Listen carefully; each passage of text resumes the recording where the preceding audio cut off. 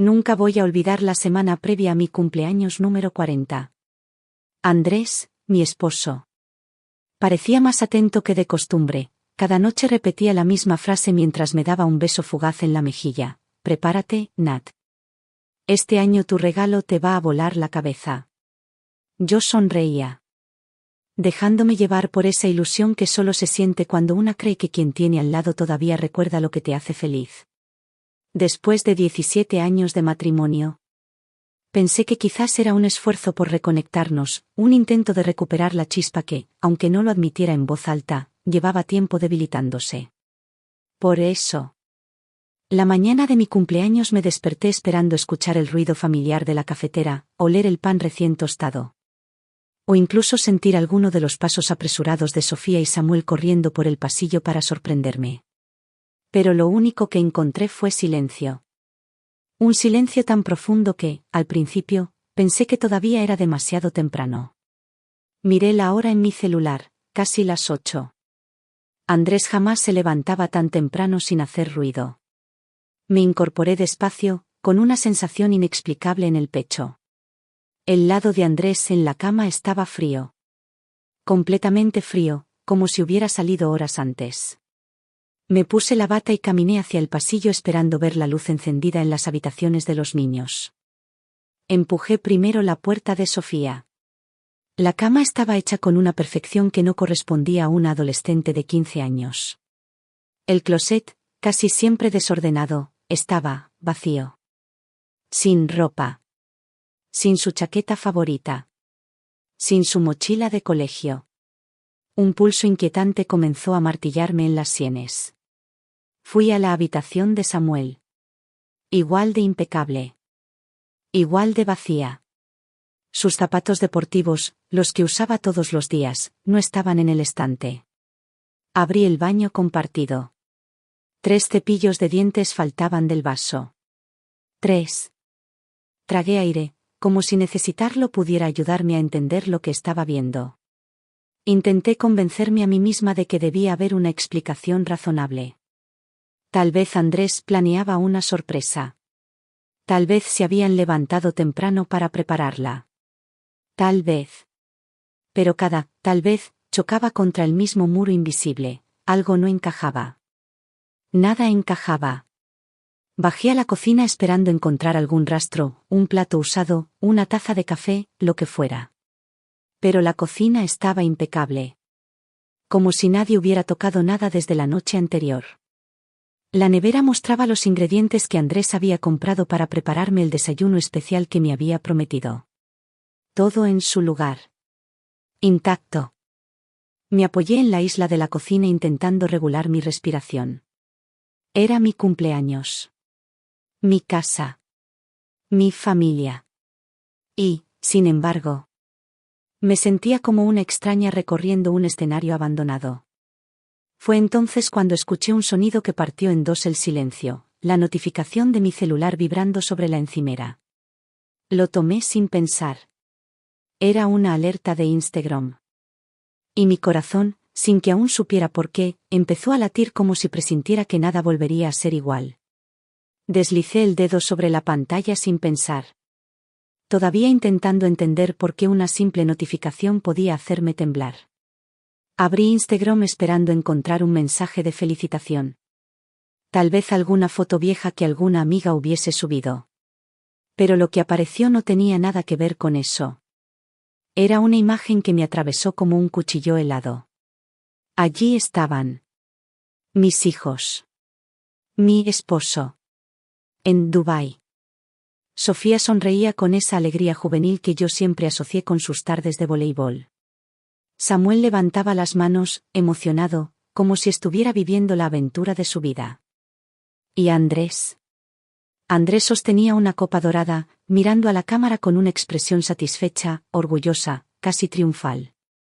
Detrás de ellos se veía una piscina infinita iluminada.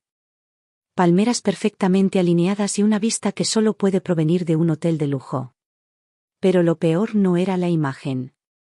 Lo peor estaba escrito debajo. Papá nos consiente. Ya que mamá es aburrida. Sentí que el aire se me escapaba del cuerpo, como si alguien hubiera apoyado toda su mano contra mi pecho y presionado con fuerza.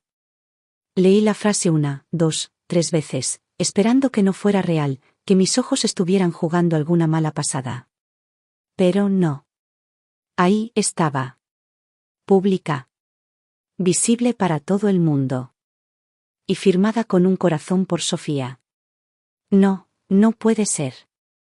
Mi voz apenas salió en un susurro. Toqué la foto para ver más.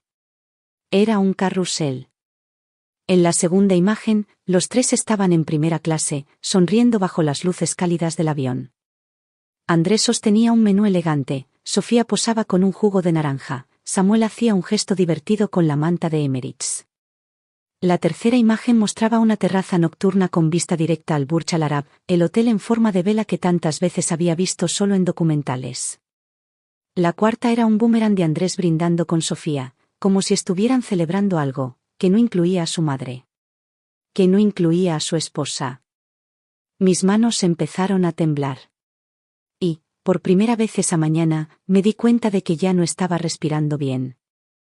Caminé tambaleándome hacia la sala y dejé caer el celular en el sofá, pero inmediatamente lo tomé de nuevo, como si necesitara confirmar que esa traición visual realmente existía. Me senté en el piso, apoyando la espalda contra el borde del sofá.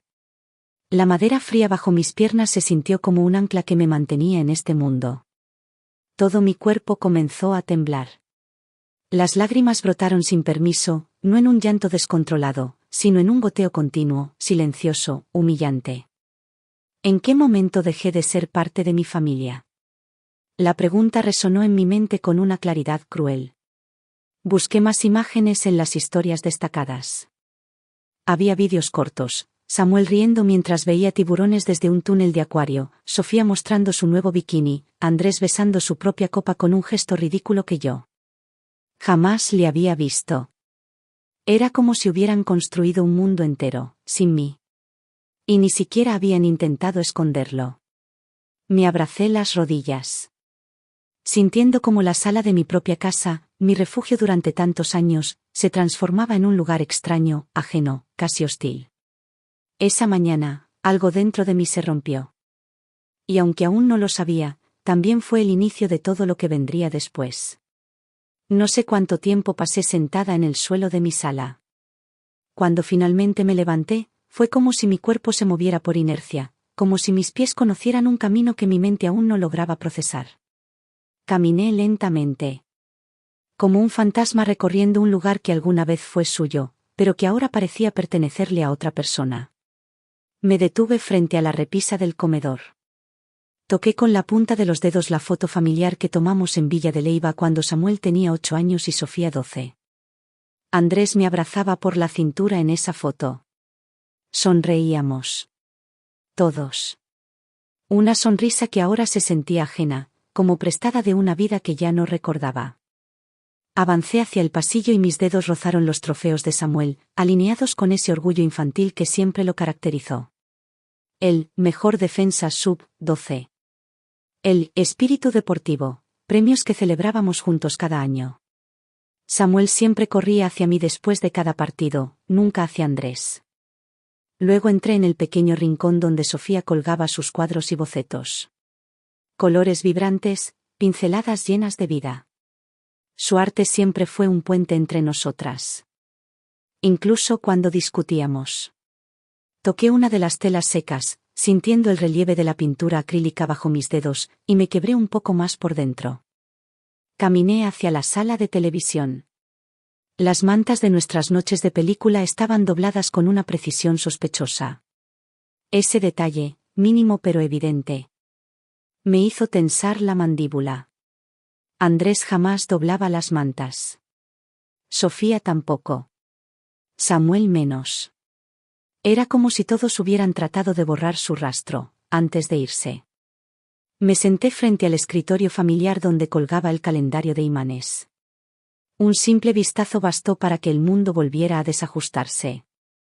Andrés había bloqueado con marcador rojo toda la semana. Un viaje largo. ¿Cuándo lo había planeado? ¿Por qué no me había dicho nada?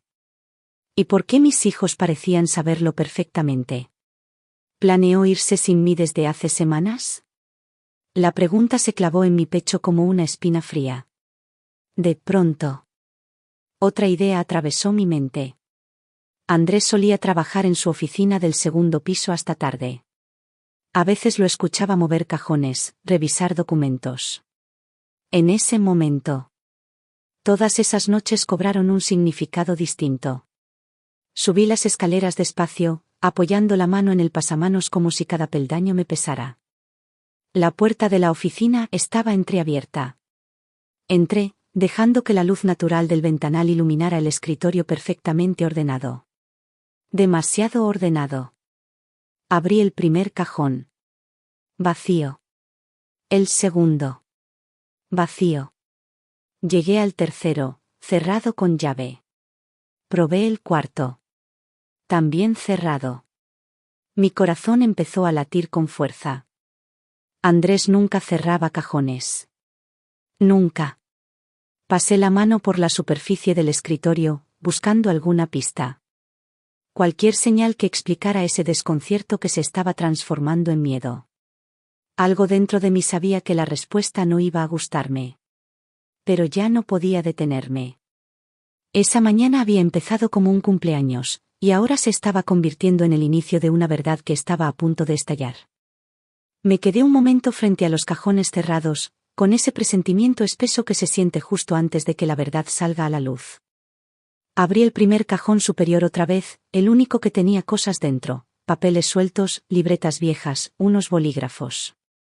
Nada relevante. Pero cuando lo cerré, escuché un pequeño golpe hueco, como si algo hubiese chocado por dentro. Pasé la mano por el borde interno del cajón, y entonces lo sentí, una pequeña pieza de metal. Fría, escondida en la esquina izquierda, pegada con cinta. Tiré con cuidado y cayó una llave diminuta, tan pequeña que parecía de un candado escolar. La sostuve entre los dedos, sintiendo como mi corazón empezaba a martillar en mi pecho. La probé en el segundo cajón. No, abrió. En el tercero. Nada. En el cuarto. El clic fue tan claro que el aire alrededor pareció detenerse. Lo abrí. Allí estaba la vida secreta de Andrés. Lo primero que vi fueron estados de cuenta impresos. Todos de una tarjeta que desconocía por completo. Los pasé uno a uno. Restaurantes en la zona G, cenas para dos, vinos que jamás habría probado en nuestro presupuesto familiar. Luego, recibos de hoteles en Bogotá, uno en el Parque de la 93, otro en un hotel boutique de Usaquén, y uno más en Chapinero Alto. Fechas recientes. Muy recientes. 2 jueves seguidos. 3 viernes. Mi respiración se volvió inestable. Cada recibo parecía golpearme en el estómago. Debajo de los estados de cuenta había un sobremanila arrugado. Lo abrí. Cayeron al escritorio 3 tiquetes a Dubái comprados un mes antes. La fecha de emisión, redonda y cruel. Me gritaba en la cara que ese viaje jamás fue improvisado. Que no fue una sorpresa para los niños. Que llevaban semanas planeando todo. Entonces vi el nombre impreso en la sección de pasajero acompañante, Valeria Rojas. El mismo nombre aparecía en las reservas de hotel. El mismo en las cenas. El mismo en los extractos de la tarjeta. Por un momento creí que iba a vomitar. Me sujeté del borde del escritorio para no caerme. Seguí revisando. Aunque cada parte de mí pedía detenerse. Encontré un objeto que no esperaba, un celular barato, de esos que se compran en efectivo sin registro. Estaba apagado. Pero la batería aún tenía carga. Lo encendí. La pantalla se iluminó con una contraseña simple, 1111. Andrés siempre fue previsible. El teléfono se abrió sin resistencia. No había fotos, ni aplicaciones instaladas, excepto 2, mensajes y WhatsApp. Todo estaba demasiado limpio, demasiado cuidado. Un teléfono creado para un propósito. Entré a los mensajes. El primer chat era con ella. Valeria R. Mis manos temblaban tanto que apenas podía deslizar. Leí conversaciones que nunca deberían existir. ¿A qué hora sales el jueves? Llevo vino. Te extraño, amor. Dubái será nuestro escape perfecto. Los niños están ilusionados. Ella ni sospecha. Prometo que cuando volvamos hablaremos de lo nuestro sin mentiras. Eres lo mejor que me ha pasado en años. Sentí un zumbido en los oídos. Como si mi mente intentara protegerme de seguir leyendo. Pero seguí. Había mensajes coordinando citas nocturnas, fotos de platos compartidos, vídeos cortos de copas sonando. Incluso emojis, cosas que Andrés nunca usaba conmigo. Cada línea era un ladrillo cayendo sobre los 17 años de matrimonio que llevaba defendiendo con los dientes.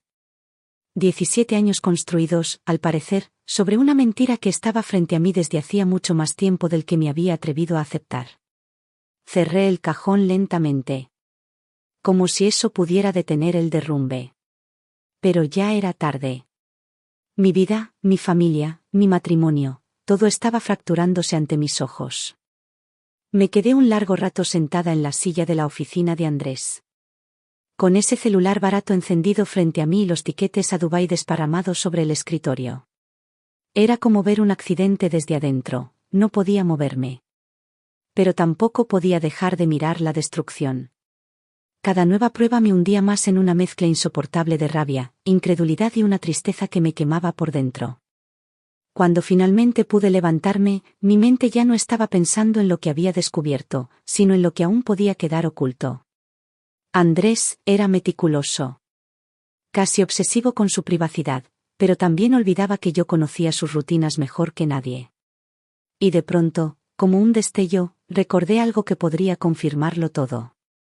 Las cámaras de seguridad de la torre empresarial en la calle 72. Andrés siempre trabajaba tarde los jueves. Siempre. Y yo, ingenua. Creí durante años que era por compromiso profesional. Pero si había llevado a Valeria a hoteles, a cenas, y si los tiquetes tenían fechas que coincidían con esos jueves. Entonces seguramente también había usado su oficina como parte de su doble vida. Saqué mi celular, el mío. No el que había encontrado, y busqué un número que no había usado desde hacía meses. Mauricio Peña, jefe de seguridad del edificio. Antiguo compañero de universidad y uno de los pocos colegas de Andrés que siempre había sido amable conmigo. Respiré hondo antes de llamar. Tenía que sonar natural. Tenía que sonar, inocente. Natalia, qué sorpresa. Respondió Mauricio con su tono tan característico, cálido pero siempre formal. ¿Todo bien? Sí, sí. Todo bien, mentí mientras mis manos seguían temblando. Te llamo porque, bueno, estoy preparando una pequeña sorpresa por nuestro aniversario. Ya sabes cómo es Andrés. Siempre trabajando hasta tarde los jueves. Pensé en hacer un vídeo recopilando momentos suyos entrando y saliendo del edificio. Algo simbólico. ¿Tú crees que puedas ayudarme con eso? Hubo un silencio breve que se me hizo eterno. Claro, Nat, respondió al fin. No hay problema. Dame un momento y reviso los archivos. ¿Algún rango de fechas? Tragué saliva. Solo, revisa los últimos 2 meses. Los jueves por la noche. Con eso basta. Perfecto. Te envío un enlace seguro para que puedas ver todo. Me alegra que quieras sorprenderlo así. Cerré los ojos un instante, conteniendo la punzada en el pecho. Si él supiera. La llamada terminó y de pronto sentí que mis piernas ya no me sostenían. Me dejé caer en el sillón de la oficina. Rodeada por el olor tenue del perfume de Andrés que todavía impregnaba el aire. Ese perfume que ahora sabía que no era solo para mí. Que probablemente también había usado para verla a ella. Pasaron unos minutos que sentí como horas. Mi celular vibró. Un correo entró. De Mauricio Peña asunto, listo el acceso que me pediste. Cualquier cosa me avisas. Abrí el mensaje. Dentro había un enlace a una carpeta con varias fechas marcadas. Jueves. Todos los jueves. Deslicé el dedo hacia la primera grabación. Mi respiración se volvió irregular. Sabía que, al abrir ese archivo, ya no habría vuelta atrás. No podría decirme a mí misma que exageraba, que era un malentendido, que habría alguna explicación lógica. No. Ese enlace era la caja negra de mi matrimonio. La verdad cruda. Sin maquillaje, sin excusas. Toqué la pantalla. La grabación empezó a cargar. El corazón me golpeaba tan fuerte que pude escucharlo en mis oídos.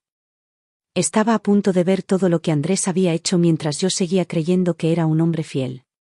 Y la pantalla, lentamente, comenzó a iluminarse. Cuando finalmente respiré hondo y presioné play, sentí que todo mi cuerpo se tensaba como si estuviera a punto de enfrentar un choque frontal. La pantalla mostró el pasillo del piso 18 de la torre empresarial, silencioso, casi vacío. Eran las 7:43 de la tarde, un jueves cualquiera, o eso había sido para mí durante meses. De pronto, apareció ella. Valeria Rojas, impecable, con su cabello rubio perfectamente planchado, caminando con seguridad por el pasillo. En la mano llevaba 2 copas de vino. Servidas hasta la mitad, como si la oficina de mi esposo fuera un bar al que acudía cada semana. La vi detenerse frente a la puerta de Andrés. Ni siquiera tocó. Simplemente entró, como si fuera su espacio también. Sentí un escalofrío recorrerme la espalda. Cambié de cámara. Y allí estaban, Andrés sentado en el sofá gris de su oficina, sin saco, con las mangas de la camisa arremangadas. Sonreía de una manera que yo no había visto en mucho tiempo. Una sonrisa relajada, satisfecha, íntima. Valeria se sentó a su lado, tan cerca que sus rodillas se rozaban. Las primeras conversaciones parecían profesionales, informes, presupuestos, reuniones. Pero sus cuerpos contaban otra historia. Sus hombros se tocaban, sus manos se rozaban cuando pasaban un documento. Yo conocía demasiado bien ese lenguaje, así había empezado mi historia con Andrés hace años. A las 8:16 de la tarde, él la besó. No un beso tímido o impulsivo. Fue un beso largo, seguro, como quien repite algo aprendido. Como una rutina que se ejecuta sin pensar. Tragué saliva. Mi respiración se volvió corta. Toqué el borde del escritorio para no perder el equilibrio. En la grabación, se separaron entre risas. Ella se retocó el labial. Él acomodó su camisa. Todo era terriblemente natural. Pasé al jueves siguiente. Y al otro. Y al otro. El mismo patrón. La misma complicidad. La misma traición. 2 meses de jueves convertidos en citas clandestinas dentro del edificio donde todos lo admiraban como un hombre ejemplar. En una de las grabaciones, mientras Valeria se revisaba el maquillaje en un espejo compacto, la escuché decir, ¿y tu esposa?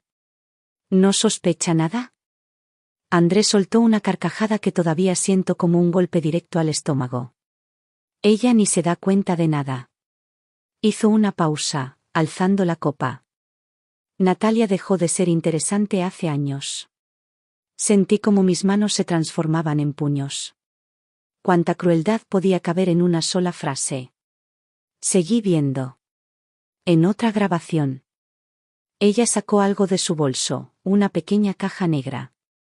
La abrió. Dentro había un brazalete de diamantes. Mi sangre se heló. Lo reconocí de inmediato, por el diseño, por el brillo, por la forma del engarce. Era prácticamente idéntico al collar que Andrés me había regalado por nuestro aniversario. Ese que yo había interpretado como un gesto de amor. Es hermoso, dijo Valeria, probándoselo mientras Andrés la miraba con adoración. Solo lo mejor para ti, respondió él, acercándose a besarla otra vez. Mi corazón latía tan fuerte que sentí que iba a romperse por pura presión. Me llevé una mano a la boca para contener el sollozo que amenazaba con escaparse.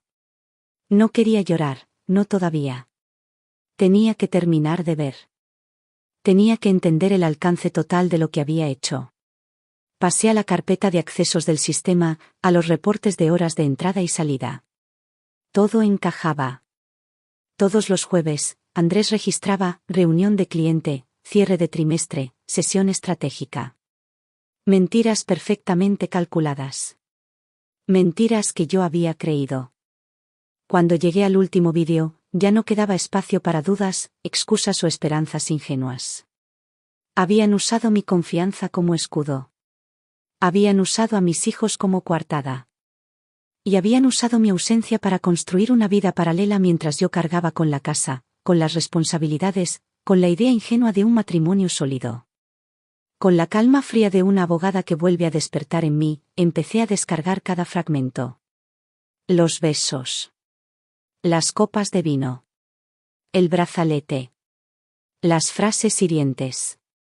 Las risas. Las horas. Los jueves. Creé una carpeta nueva en mi laptop, evidencia, año 1 mes 6 jueves. Cada archivo quedó ordenado con fecha y hora exactas. Sabía que esa noche, la vida que conocía había terminado para siempre. Y también sabía que, por primera vez en muchos años, yo tenía el control. Cuando terminé de ver el último vídeo, ya no quedaba espacio para excusas, ni para dudas, ni para la esperanza tonta de que todo tuviera una explicación menos cruel. Cerré la ventana de reproducción y me quedé mirando el reflejo difuso de mi rostro en la pantalla negra del portátil. Ojos hinchados, mejillas enrojecidas. La expresión de alguien que acaba de ver cómo su vida entera se derrumba en tiempo real. Pero, debajo de todo ese dolor, algo más empezaba a despertar. Una especie de calma fría. Una claridad que no sentía desde mis días en la Facultad de Derecho. Respiré hondo y abrí de nuevo las carpetas. Había que dejar de mirar como esposa herida y empezar a mirar como abogada. Creé una nueva carpeta en mi computador y la nombré con deliberada exactitud, Pruebas, Andrés Rincón. Y luego empecé a llenarla. Descargué los vídeos más comprometedores, los besos en el sofá de la oficina, las copas de vino, el momento en que Valeria se colocaba el brazalete de diamantes.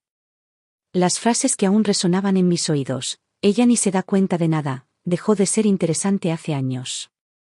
Hice capturas de pantalla con los horarios, las fechas y las cámaras usadas. Después abrí los estados de cuenta que había encontrado en el cajón, cenas, hoteles, compras de joyería.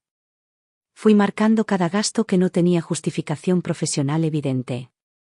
Al lado, en un documento aparte, empecé a armar un cronograma detallado, jueves por la noche.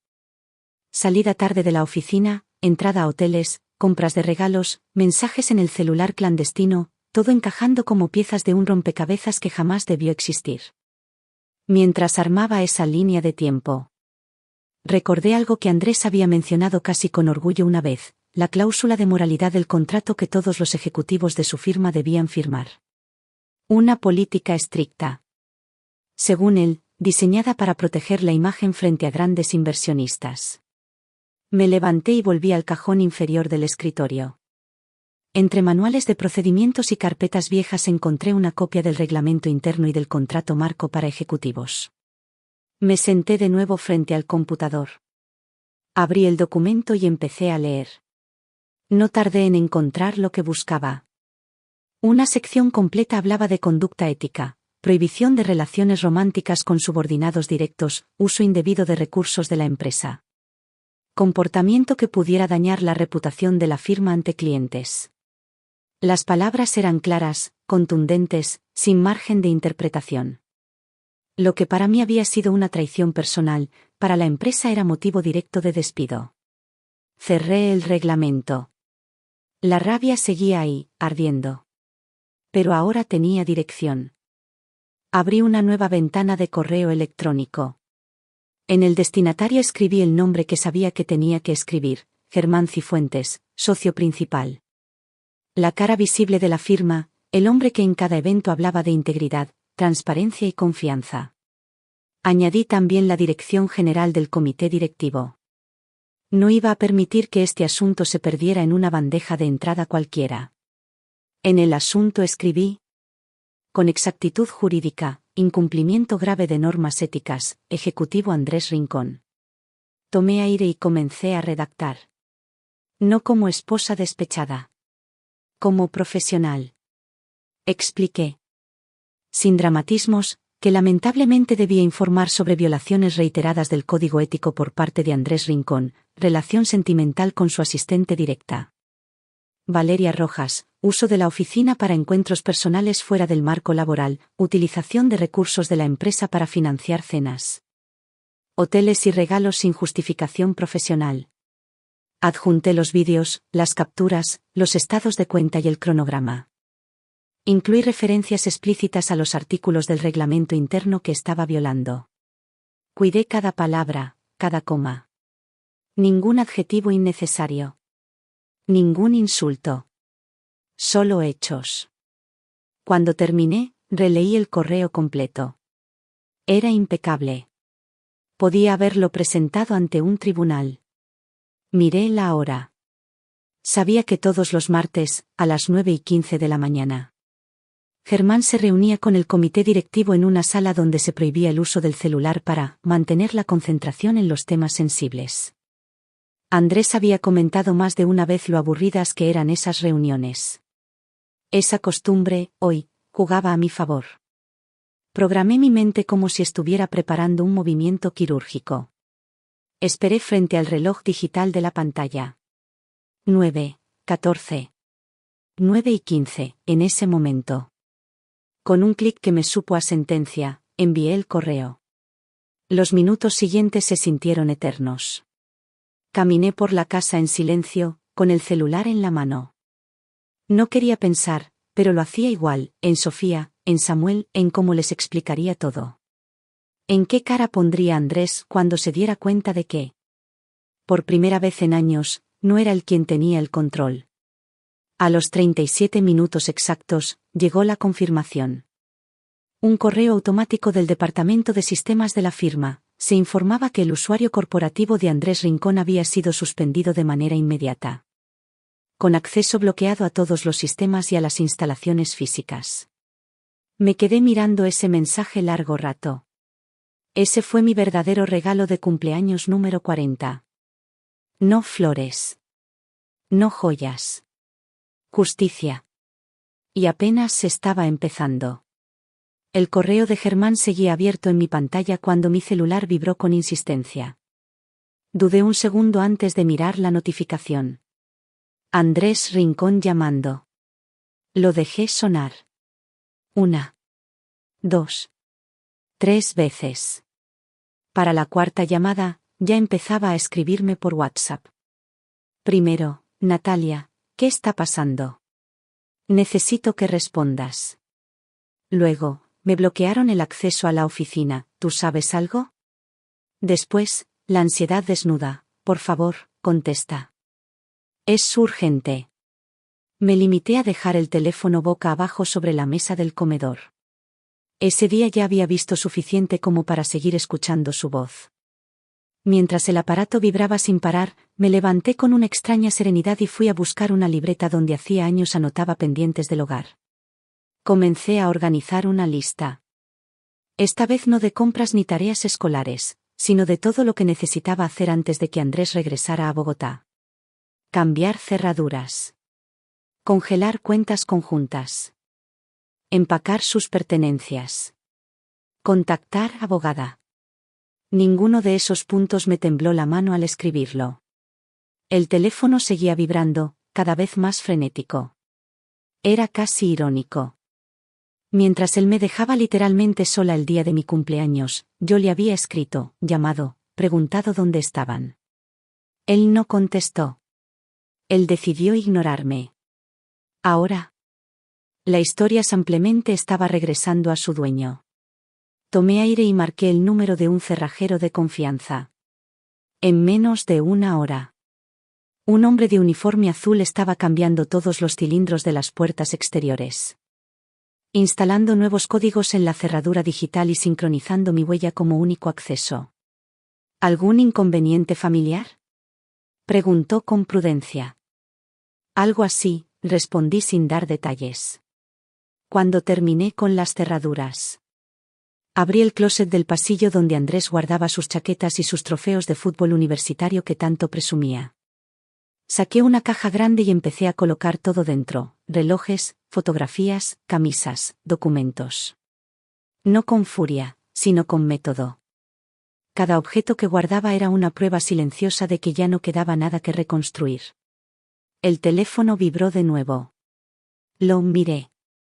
47 llamadas perdidas. Luego 59. Luego 83. Y los mensajes: no entiendo qué hiciste. Van a destruir mi carrera. Piensa en los niños. Por favor, Natalia, háblame. No respondí. No iba a hacerlo. Luego vinieron los mensajes de Sofía. Mamá, ¿estás bien? Papá está muy raro. ¿Por qué tenemos que regresar antes? ¿Podemos hablar? Y luego los de Samuel, más cortos.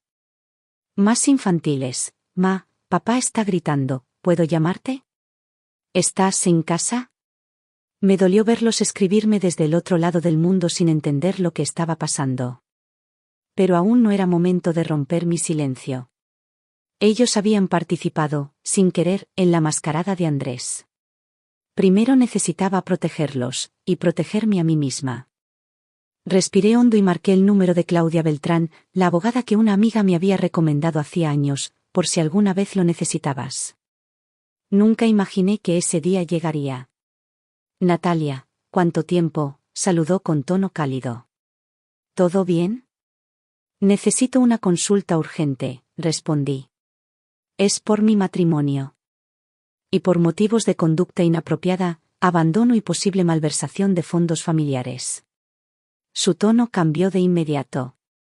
Puedo verte mañana a primera hora. Mientras tanto, si tienes pruebas, guárdalas con respaldo externo. Y te recomiendo congelar todas las cuentas compartidas hoy mismo.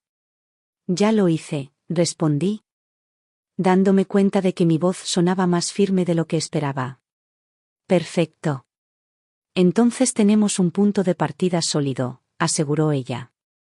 Mañana empezamos con el proceso de divorcio. Colgué y fui directamente a la banca donde guardábamos documentos financieros. Entré a la aplicación bancaria y solicité el bloqueo temporal de las cuentas conjuntas por actividad irregular sospechosa.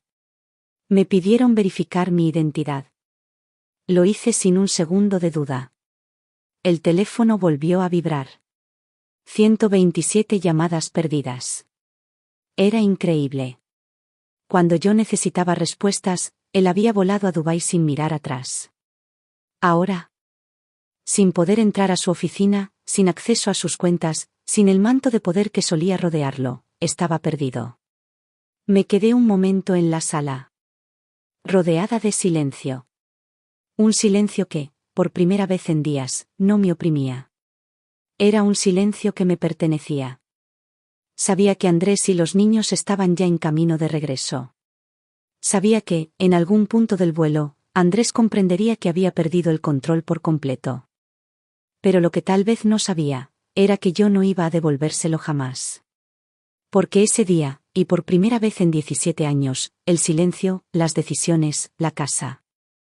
Todo estaba en mis manos. Y yo no iba a soltar nada de eso. El aire de la noche bogotana estaba frío y seco cuando escuché el sonido del motor acercándose. Antes incluso de que el Uber se detuviera frente a la casa. Ya podía sentir la tensión acumulándose como una tormenta eléctrica sobre el pavimento. Me quedé en el pórtico, iluminada solo por la luz tibia de la entrada. Con la carpeta de evidencia apoyada en mi regazo. El carro frenó. Las puertas se abrieron casi al mismo tiempo. Fue Andrés quien bajó primero. Su rostro era una mezcla grotesca de miedo, rabia y desesperación. Había sudor en su frente pese al clima frío. Y sus ojos se clavaron en los míos con una intensidad casi animal. ¿Qué hiciste? Escupió apenas pisó la acera. ¿Tienes idea de lo que provocaste? No me moví. No retrocedí. No levanté la voz. Detrás de él bajaron Sofía y Samuel. Mi hija tenía los brazos cruzados y la mirada perdida. Samuel cargaba su mochila con los hombros caídos. Ambos parecían agotados, confundidos. Abrumados por un viaje que no entendían. Andrés subió los escalones hacia mí, pero levanté una mano antes de que pudiera acercarse demasiado. No te acerques más, le dije con una calma que lo desconcertó. Quédate ahí. Él miró a los niños, luego a mí, intentando recomponer su autoridad. Vamos a entrar. Ya basta de este teatro, Natalia. Los niños sí van a entrar, aclaré. Tú, no. Su mandíbula se tensó. No puedes dejarme afuera de mi casa. Abrí la carpeta con parsimonia, sin apartar la mirada de él. Esta casa está a mi nombre. La heredé de mi mamá, la renové con mi propio dinero. Con mi fideicomiso. Puedes confirmarlo en los documentos. Así que sí, puedo dejarte afuera. Por un segundo, el silencio entre nosotros se volvió tan denso que parecía vibrar. Andrés dio un paso hacia mí, pero Sofía lo detuvo con un grito tembloroso: «Papá, basta». Él se giró hacia ella, sorprendido. Sofía respiró hondo, sus ojos brillando. «Mamá. ¿Qué está pasando?», preguntó, aunque en el fondo parecía saber más de lo que quería admitir. Entregué a Andrés la primera hoja. Un screenshot. El beso en la oficina. Captado desde la cámara interior. Lo tomó con torpeza. Esto no significa lo que crees. Le di la segunda hoja. Y la tercera. Y otra más. Vídeos, fechas, capturas. Entradas y salidas, gastos de tarjetas, las frases que habían salido de su propia boca. Sofía se adelantó, arrebatando una de las hojas. Era la captura de la noche del brazalete. Del comentario: Natalia dejó de ser interesante hace años. Su rostro palideció. La respiración se le quebró.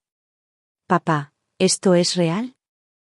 Sofía, escúchame, tu mamá está manipulando, ¿yo? La interrumpí con voz serena.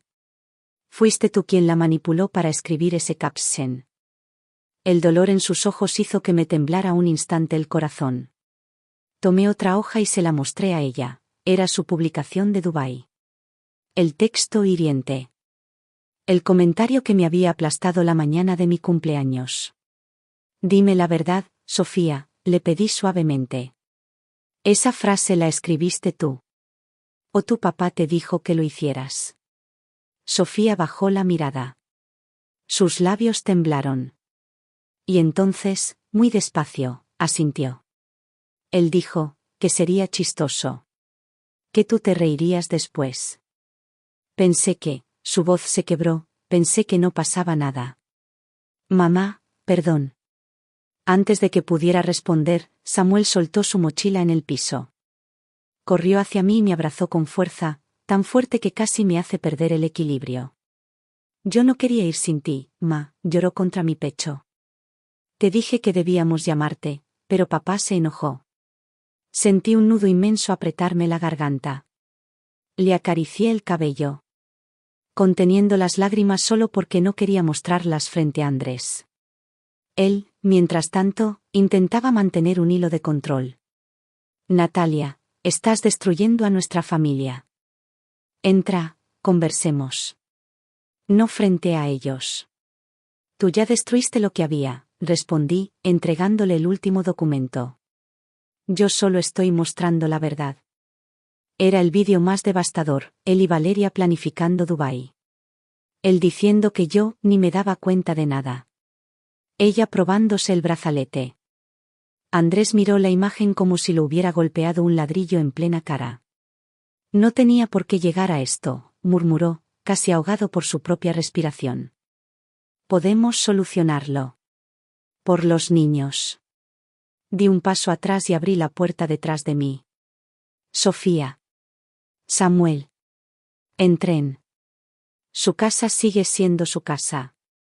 Ellos obedecieron. Sofía me abrazó brevemente antes de entrar, y Samuel se aferró a mi mano hasta que tuve que soltarla. Cuando la puerta se cerró detrás de ellos. Quedamos solo Andrés y yo, separados por un umbral que ya no volvería a cruzar. Él extendió una mano hacia mí, implorando: «Por favor, Natalia, no me hagas esto». Lo miré con una firmeza que ni yo sabía que poseía. «Yo no te hice nada, Andrés. Tú te lo hiciste todo». Y aunque era de noche, pude ver claramente cómo su cuerpo se derrumbaba un poco, como si finalmente entendiera que no había disculpa, excusa ni súplica capaz de salvarlo. «Buenas noches», dije, sin odio. Sin temblor, solo con la certeza que da la verdad. Cerré la puerta. Esta vez, definitivamente. Nunca imaginé que, después de todo lo que viví, lo más difícil no sería enfrentar a Andrés, sino enfrentarme a mí misma. Las semanas posteriores a su regreso de Dubái fueron un territorio extraño: silencios, documentos, abogados, decisiones. Pero fue mi terapeuta quien, desde la primera sesión, me dijo una frase que todavía me acompaña: tienes que aprender a oír tu propia voz. No solo las voces que te exigían ser todo para todos. Así que empecé con eso. A oírme. Las primeras sesiones fueron duras. Me temblaban las manos al hablar de mi cumpleaños, de la mañana en que desperté sola, de cómo mis hijos desaparecieron con él, y de cómo yo, en algún punto del camino, me había borrado a mí misma para sostener un matrimonio que ya no existía. Pero semana tras semana, la terapia empezó a abrir ventanas. Pequeñas. Luminosas. Redescubrí mis acuarelas, guardadas en un cajón desde hacía casi 8 años. Al principio, mis trazos eran torpes, mis manos estaban ásperas de tanto lavar platos, doblar ropa, sostenerlo todo. Pero poco a poco, el color volvió a fluir. Y con él, yo también. También retomé la lectura. Y comencé a reencontrarme con mujeres que había dejado en pausa por años, mis amigas de la universidad, mis compañeras del taller de escritura. Incluso una vecina con la que siempre quise tomar café pero nunca encontraba el momento adecuado. Ese momento, al fin, llegó. En casa, las cosas también se transformaron. Sofía, que había regresado del viaje fría, distante, casi defensiva, comenzó a mirarme con otros ojos. Un día, mientras lavaba mi taza en la cocina, la escuché detrás de mí: «Mamá». Su voz sonaba pequeña, sincera. «¿Podemos hablar?». El corazón se me apretó, pero asentí. Nos sentamos en la mesa del comedor donde tantas veces habíamos celebrado cumpleaños. Navidades, travesuras infantiles. Sofía respiró hondo, como si llevara días practicando lo que quería decir. «Perdón. Por lo que escribí.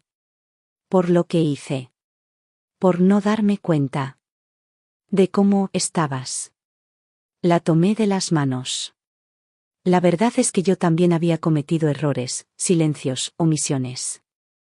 El abandono emocional no nace de un día para otro, se construye, ladrillo a ladrillo, por costumbre, por miedo, por agotamiento. «Sofía», le dije, «estamos aquí. Lo demás lo podemos reconstruir». Ella lloró. Yo lloré. Y así empezó nuestra reconciliación. Samuel, por su parte, se aferró a mí como si temiera que volviera a desaparecer. Se sentaba conmigo mientras pintaba, me acompañaba a caminar por el parque, incluso dormía en mi habitación algunos días después de pesadillas. Sentí que lo estaba recuperando. O, mejor dicho, que nos estábamos recuperando mutuamente. Un mes después de la caída laboral de Andrés, recibí un correo inesperado de Germán Cifuentes, el socio principal. El asunto decía: «propuesta para hablar». Acepté la reunión casi sin pensar. La cita fue en su oficina de la Torre Empresarial, con vista a la 72. Me ofreció café. Me escuchó en silencio y luego me dijo: «Natalia, su enfoque, su temple y su capacidad para actuar con claridad bajo presión, no son cualidades comunes. ¿Le interesaría unirse a nuestro equipo de ética corporativa?». Lo miré sin poder responder. Nunca lo había imaginado. Nunca lo había pedido. Pero ahí estaba, una puerta nueva donde antes había solo escombros. Esa propuesta marcó un antes y un después. Volví al mundo laboral sin miedo. Con propósito. Con certeza. Sentí que algo dentro de mí, algo que creí muerto, había empezado a respirar otra vez. El día de mi cumpleaños número 41 llegó sin ruido, sin expectativas. Sin dolor. Preparé una cena sencilla para Sofía y Samuel. Encendí luces cálidas en la terraza y, por primera vez en mucho tiempo, sentí que el silencio de la casa ya no me aplastaba, me abrazaba. Mientras ellos reían, yo miré hacia mi pequeño jardín. Había trabajado en él durante semanas, nuevas flores, nuevas macetas, nuevos colores. Era un jardín modesto, pero florecido. Como yo. Sofía me entregó una tarjeta hecha a mano. Samuel me regaló un pequeño estuche con acuarelas nuevas. Nada lujoso. Nada grandioso. Pero nunca había recibido regalos tan sinceros. Cuando soplé la vela, cerré los ojos y pensé, no volví a ser la de antes. Fui destruida. Pero también renací. Y esta vez, renací para mí.